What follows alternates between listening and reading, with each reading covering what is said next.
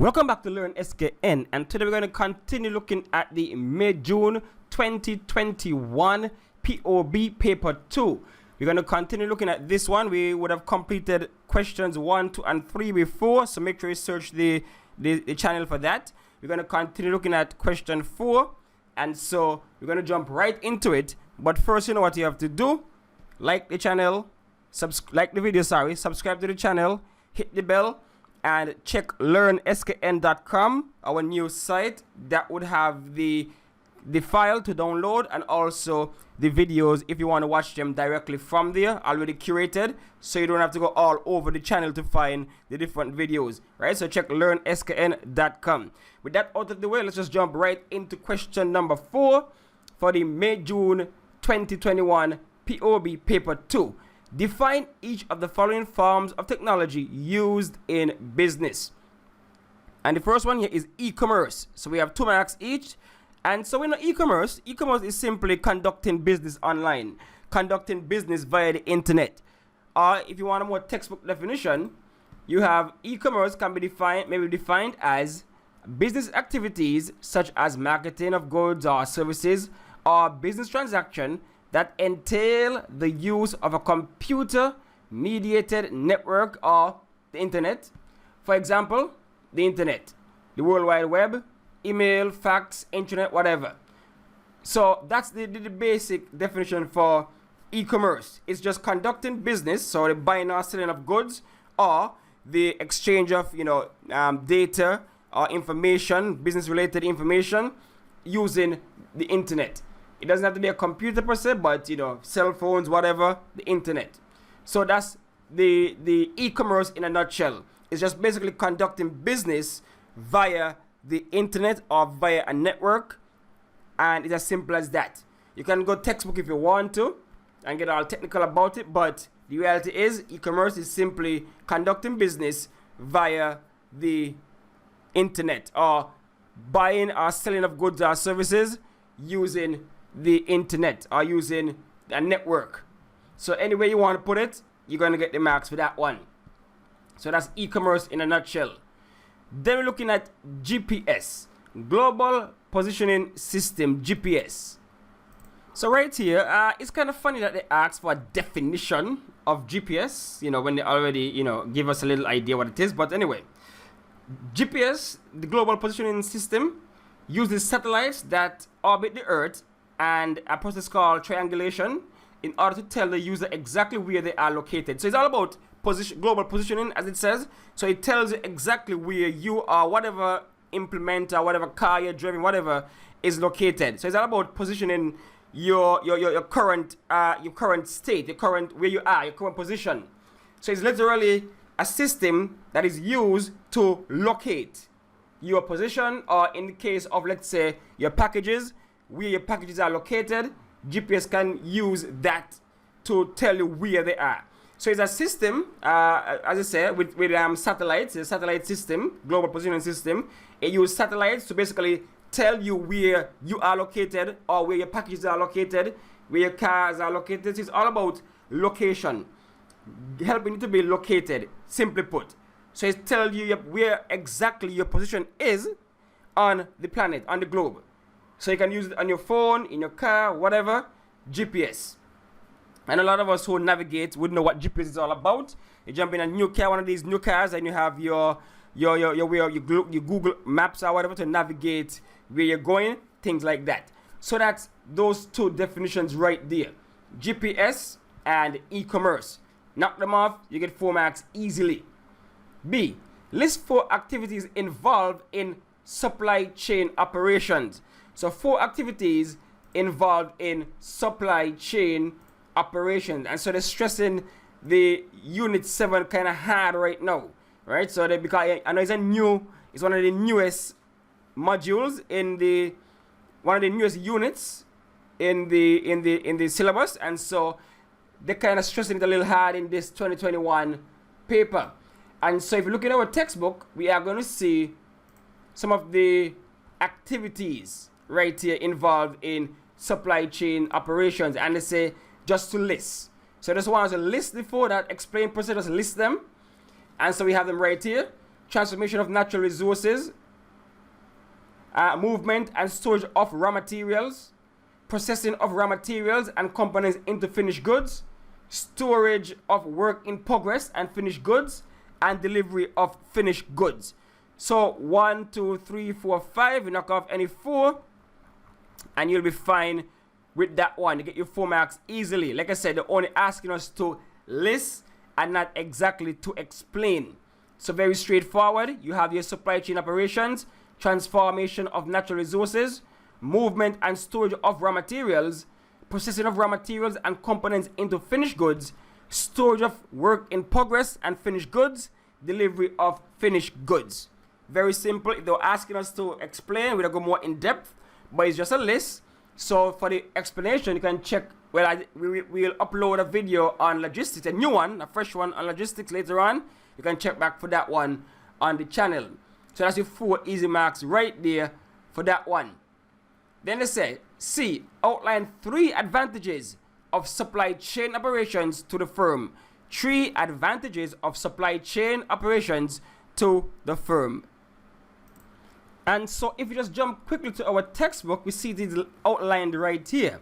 Advantages of supply chain operations. And so we have one here. Improvement in quality of life. Now, just think about it logically. Supply chain. Supply chains are designed to get materials, resources from one end of the distribution channel to the next, right? From the producer to the final consumer. And so they say you have to put improvement in quality of life. If you look at it like this. In the world, no country, well, majority of the countries, no country can create everything they need. They cannot get everything they need. Some countries are more resource endowed, natural resource endowed than others. Some countries got more resources available to themselves than others. And so these countries that don't have access to certain resources, certain key resources, they would need to rely on getting them from elsewhere. And so let's look at medicine, for example. Look at what happened during the pandemic. The developed nations, where the vaccines were developed, they had first dibs, first access to the vaccines. And some of the poorer nations, because they can't do these things, they can't make their own vaccine, minus Cuba, who did a fantastic job doing their own thing. But for the most part, the developing nations were unable to create their own vaccines. But because of the availability of a supply chain, they were able to get them, the vaccines, from where they were made to where they are needed most. And as such, they were able to improve the quality of life of persons in developing nations. This is not applicable to just vaccines alone. Healthy food, other type of medicines, other type of equipment, technology. Because of the fact that the supply chain operations exist, you can get these resources from one place and get them readily available in your area because of the supply chain. And so these things that are necessary for life, necessary to improve the quality of life, are made available because of the supply chain operations. So that's one way in which you can improve the quality of life, because when they were not, without the supply chain operations, certain places would not have access to these things, specialized equipment, medicine, and stuff like that. Then we say wealth creation. Of course, a lot of persons can get rich being a part of a supply chain. For example, look at all those freight forwarders. Those freight forwarders would have, gotten rich because, your E-zones and those things get rich because, FedEx, DHL, because they are integral in the supply chain for certain things. And so supply chain help to create wealth in that they can allow persons who are conducting business to obtain what they need to further enhance their business, such as resources, equipment, material. Imagine, look at the iPhone. The parts of the iPhone are not all found in America. They have factories in China, in different places. And so because of the supply chain available, they can get all these parts come together and assembled in the main factory, whether it is Foxconn or wherever. And so the supply chain allow for wealth creation in the sense that you can now conduct business properly, and so you can get access to these resources and further enhance your business. Look at how many businessmen sell things in the Caribbean that they get from America, right? Or produce things that require equipment from overseas. And so the supply chain allows for this to happen, right? So you can basically read the book when you get a chance to get a more in-depth understanding. But the whole idea is that the supply chain facilitates the growth of wealth and economic growth. Because, as I said before, not every country can supply everything they need to create certain things. So that's wealth creation as an advantage. And another one, the last one in the textbook, the creation of new and innovative employment opportunities. Again, supply chain. Think about it. Look at how many persons are now engaging in what we call drop shipment. You're gonna be the one, people gonna order stuff from you. You go get your source, whether they're in China or wherever, get the product and then send it to the persons without even having to store anything or anything like that. Someone handling the warehousing and that kind of stuff for you. So these are new endeavors, new employment opportunities come about because of whether they have gaps in the supply chain or not. Like I said before, we live in the Caribbean, and so freight forwarding wasn't really a thing back when we were younger. Some of us when we were younger. But because persons realize, okay, people want to import things from America, let's give them an opportunity. So we're going to create this freight forwarding facility where you can buy something, send it to a mailbox in America, and then they send it down to the Caribbean countries. There are even persons who shop for you overseas, and because the supply chain allows for the equipment or for the resources or whatever you would have purchased to reach down to you, they can shop for you, send them down to you via boat, plane, whatever. Supply chain at work right there, new job opportunity right there. So along the whole supply chain, you can find gaps or ways of digging in and finding some kind of work, new job for you. Whether it is drop shipping, whether it is affiliate marketing, whether it is freight forwarding, different kind of opportunities exist because of the supply chain existing out there. Right? So all those are advantages of supply chain operations: create new jobs, employment, build wealth, improve the quality of life. So they only ask us to outline, and it's 6 marks. So you do a little, let me say a 2-3 sentence each, and you're good to go. You get your 6 marks, and you wrap up that question rather easily. Okay? Alright, good. So D. Explain 2 ways in which logistics could improve the competitiveness of a business. 2 ways in which logistics can improve the competitiveness of a business. And again, 6 marks, but they're asking for 2. So this explain. So, we're looking for a little 3, 4, maybe 5 sentences per point to explain what we have here. So right here in our textbook, we have a nice outline of some of the how the supply chain can make a company, a business more competitive, improve the competitiveness. And so we have some examples here. Logistics enhances competitiveness. So right off the bat, you can see what they're talking about. Businesses compete with each other on product quality, features, promotions, price, as well as delivery times and costs. So this one is really key. Delivery times and costs. As logistics involves managing the flow of material, parts, and equipment needed for production and the flow of finished products to the final consumer, it plays an important role in improving the competitiveness of a business. It improves lead times and efficiency in production and therefore reduces costs. So right there, we have some of what we're looking for here. It improves lead times and efficiency in production costs and reduces production costs. It can help a business to deliver its products to the market faster, cheaper, and in better condition than rivals. So right there, you see how you can be competitive because of logistics. They're saying here that if you have good logistics, proper logistics, you can be able to have a faster turnaround time on your products. As I say here, improve your lead times. So whereas one of your competitors might tell you, well, you gotta check back in 2 weeks to get this, I could tell you, check me in 2 days. I got it for you. Right there, advantage right there. And based on my supply chain and my logistical network, I can get products to my consumers faster. And if it's a good chain, a good network, cheaper, and if they take care of products properly, in a better condition. You might go to someone and say, bring in this for me. By the time you reach in, it's all destroyed, broken, whatever. You try to get it back, you get a hard time for that one. But if I have a decent logistics network that can get my stuff to me in a faster manner, cheaper, and in a better condition than my rival, then that's one major advantage I have over them.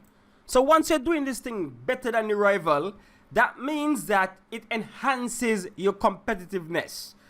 Just because that compared to your rivals, you are way ahead. But then they say logistics gives competitive advantage. Very similar to what they said up there, but they're saying here is that it's innate, it's inside of the company itself now. So in comparison to your rivals, well, in a sense it would be, but this one is fostered from the company itself. You just get this competitive advantage because of how you are doing things, as opposed to how your rivals are doing things, right? So integrating the supply chain and logistical operations can improve efficiency and reduce costs. It can give a business an absolute cost or competitive advantage over rivals. So it can lower prices without reducing profits. Right there, you see that? Because you have a decent, well-oiled logistical machine, this can lead to reduced costs. And if you reduce costs, that would mean you can pass that on to your customers, and so that would give you an edge in terms of price right there. So you're going to get that price edge on your competitors. Now they say that this would not really affect your profits, because remember, you're expending less now because of the efficiency of your logistical system, your logistical network. You're expending less, and so it wouldn't really hamper your profits. You can reduce the cost without hampering your nice profits. So this can give you a nice competitive edge on your customer and your rivals. This is because well-managed logistics and supply chains can provide a business with a better quality and cheaper material and parts, and reduce transportation costs, right? Reduce transportation costs. So imagine you get a nice link, a nice supplier from, somewhere that is not too far, right? So you could carry down your overall transportation costs. That would give you a nice edge. It can also help to reduce production timescales, delivery times, and costs passed on to customers compared to competitors. So once you have a well-oiled logistical network, you can get an overall advantage when you pass on the savings to your customers, giving them a cheaper product in terms of price, but not quality. Good quality still, but you reduce the cost. No, that's what we call a nice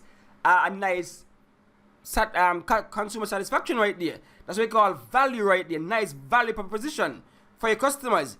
Good quality, reduced price compared to your rivals. Wow, what is it gonna ask for?